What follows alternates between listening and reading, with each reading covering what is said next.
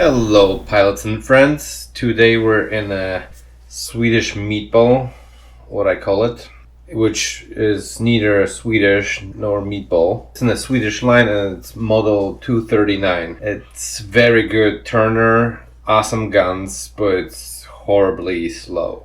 So a couple of my friends were asking me more about the split S maneuver that I glossed over in the last video. I figure we'll do a little bit more in-depth explanation of this maneuver. So this maneuver is really good for plane that's a really good turner, or if the speed difference between two planes is really great. So if you're slow and the enemy is chasing you and they're really fast. But it's best for good turners like Spitfire, Zero, and this thing. As you can see, the Ki-44 is chasing me. Basically what you want to do, you actually want them to chase you because you want them on your 6. And to them it looks like they're in charge because they're chasing a slow enemy. But what you're doing is you're actually baiting them to chase you. Once they get within 1.3 kilometer distance, you flip upside down and you pull a really high G turn downwards towards them. So then while looking at them, you gotta pay attention where's their nose so you can avoid it. Basically, usually what you do, you turn a little bit right, and then once they try to get their nose onto you, you turn really quick left. Why this works so good, because most of the people do not like doing negative G's, so they don't want to push their nose down. What they want to do, they usually want to flip and pull you left or right. But when you keep changing directions, it's very hard to get the guns on you. So then I react to the enemy depending on what they do. Usually I will pop up and try to slip on their 6, because a lot of them will try to dogfight you and they'll actually follow you. The smart ones will fly straight and try to run away from you. But like I said, this plane's very slow, so the Ki-44 had plenty of time to run away. So then if somebody's running away from a slow moving plane like yours, it's best to actually start climbing again, because even though they run away from you, if you just kept chasing them at the same level, once they extend enough, they can swing around and actually, jump you like that. But if you start climbing, most of the people will get intimidated, either drop down or fly away. In this case, these two guys went for a head-on, and the problem for me solved itself. I spotted R4U above me, so really quick I try to reclimb as much as possible, so I have more energy for maneuvers. First I'll do like a little quick merge without going head-on with him, because this guy will probably just shoot me down because this plane is very fragile. I was hoping maybe he's a new guy and I can get him to turn fight me. No such luck, this guy extended, so then I proceeded to create the same trap as before. Make him follow me. While I was setting up a trap, I was trying to point towards our base, because the closer you are to your base, in case of emergency, you get nice landing. Or sometimes people will just get drawn into the enemy base AAA.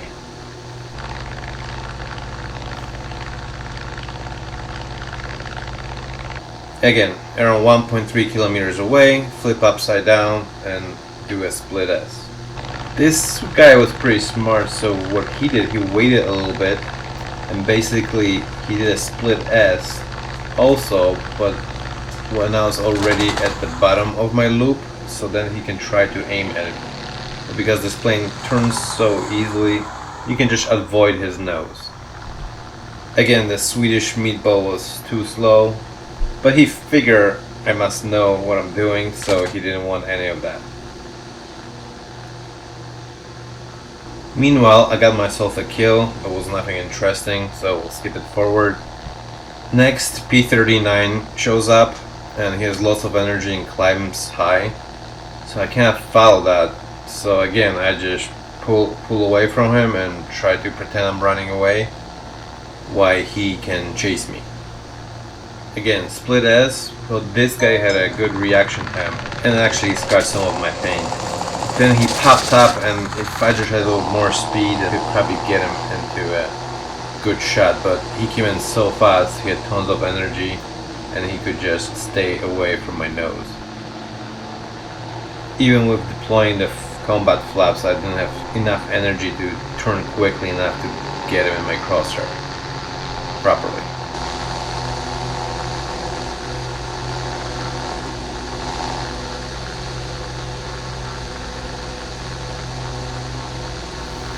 So since I got a little bit scratched up, as you can see, I decided to land and get fixed. He sadly followed me all the way to the airport and he got shredded by that AAA. Another problem solved by itself.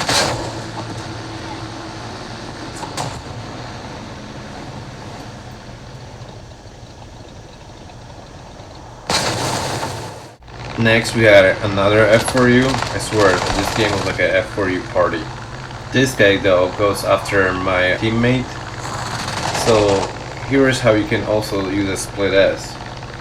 You follow up high after the enemy. Instead of just going straight for them and do like a high aspect shot, you wait till you can slip under 6, do a split S, and you end up right at that position. After he diving on my teammate, he went after me. I just avoided him. Like I said, I don't like to do head-ons, and this way I drain some more of his energy. Here is a neat trick if you're not used to the guns you're flying with. If the opponent is shooting at something, you know that those tracers are his perfect flight path. So all you gotta do is aim at the tracers and draw a little line with your guns, and you should be able to hit it. Alas, again, our old friend shows up in the F4U with tons of altitude advantage. He uses his energy very well and then goes after my teammate and gets him in the head. With ton of energy, he just pulls away. So same maneuver, I just point towards my airfield and wait for him to get on my tail. Do like a shallow climb, so I have a little bit more space for maneuvers, and you should have easier time catching me. Right before he catches up with me, I level off to pick up some more speed and do a split S, this time in the other direction. I think at this point he knows what's going on and he just pulls away. And I think if I was just better shot here with the 50 cals, I would have got him. But all I got was a little scratch. What I didn't notice was the time on the game, and they had more points and we just ran out of the time and they won. But now you can see how valuable this maneuver is for slower aircraft that can turn really well. You can avoid the boom and zoomers over and over and over, and they'll just get frustrated, and sooner or later a lot of them will make a mistake and they will try to turn fight you, and that's where you get them. Thanks for watching. If you have any suggestions or tips, please leave a comment. Check out our aircraft merch on our channel's homepage. Subscribe, of course, and let your friends know about the channel if they are into aerial combat. Have an awesome War Thunder day and peace on Earth.